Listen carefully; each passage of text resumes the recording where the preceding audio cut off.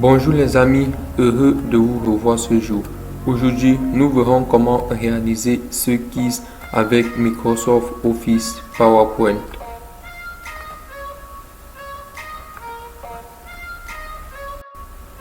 Pour commencer, nous devons ouvrir PowerPoint et ouvrir une nouvelle présentation. Sélectionnons comme thème organique. Cliquons sur le thème, puis cliquons sur Créer. Si nous voulons modifier l'aspect, nous pouvons sélectionner ici, puis nous cliquons sur Créer. Ici, nous écrivons partie 1.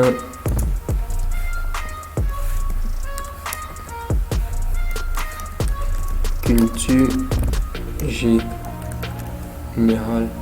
Nous sélectionnons cette diapositive et nous supprimons.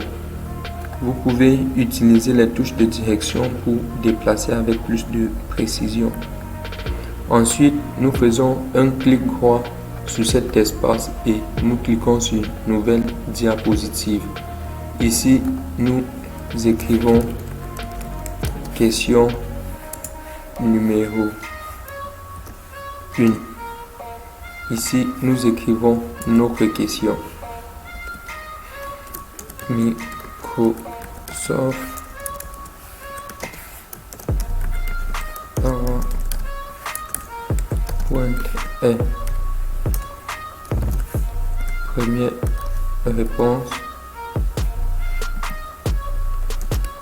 Un logiciel d'exploitation. Petit b. Un logiciel de présentation.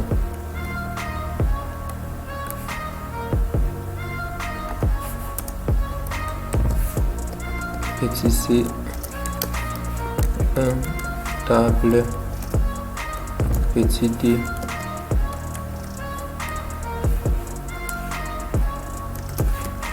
Aucune des réponses n'est correcte.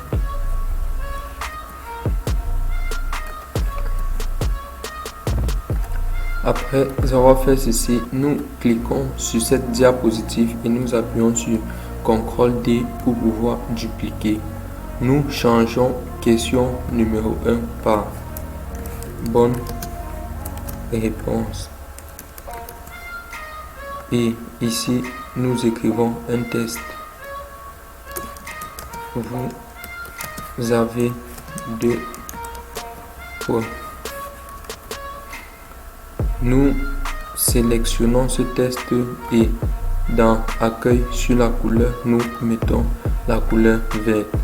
Ici, nous mettons maintenant le lien pour pouvoir accéder à la question 2. Cliquez ici pour continuer. Ensuite, nous cliquons sur cette diapositive et nous appuyons sur CTRL D pour dupliquer. Nous changeons maintenant bonne réponse en mauvaise réponse. La couleur, nous mettons la couleur rouge. Et ici, nous écrivons cliquez ici pour réessayer.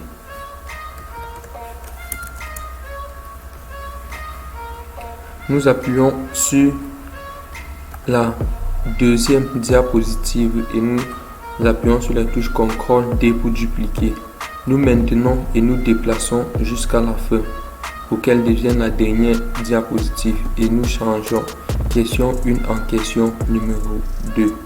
Ici, vous écrivez votre question. Le principe reste le même, peu importe le nombre de questions que vous avez. Vous n'avez qu'à suivre les étapes que nous devons faire maintenant. Ici, vous sélectionnez la première réponse. Ici, c'est un logiciel d'exploitation. Vous faites un clic droit et vous cliquez sur lien hypertexte.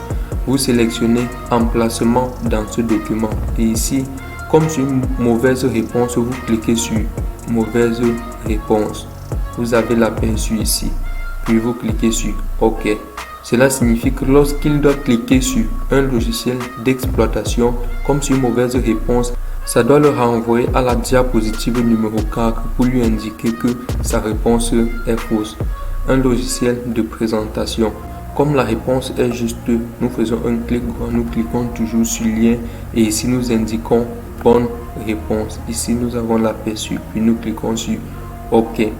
Sur les autres réponses, nous faisons pareil. Mauvaise réponse.